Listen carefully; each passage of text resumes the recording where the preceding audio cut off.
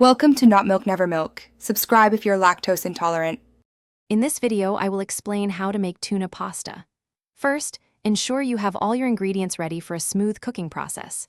You'll need about 8 ounces of your favorite pasta, a 5-ounce can of tuna, and half a cup of creamy mayonnaise. Don't forget a 1/4 cup of finely chopped celery and 2 tablespoons of red onion for that perfect crunch. A dash of salt, pepper, and fresh parsley will elevate the flavors beautifully. Now let's get cooking. Bring about 2 quarts of salted water to a rolling boil in a large pot. Add your 8 ounces of pasta and cook it until it's perfectly al dente, following the package instructions. Once done, drain the pasta well and let it cool down a bit. While that's happening, open your 5-ounce can of tuna, drain any excess liquid, and flake it gently into a medium-sized mixing bowl.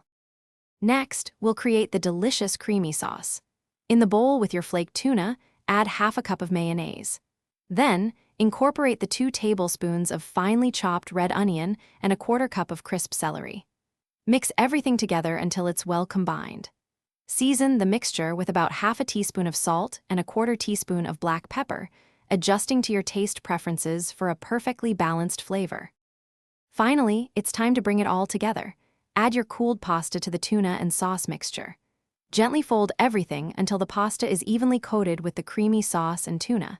Taste and adjust any seasonings if needed. Garnish with some fresh parsley for a pop of color and extra freshness before serving. This dish is perfect for a quick lunch or a light dinner. Remember to check the description for a link to Little Tree's black ice and other great deals. Thanks for watching. If this was helpful, leave a like and consider subscribing. See you next time.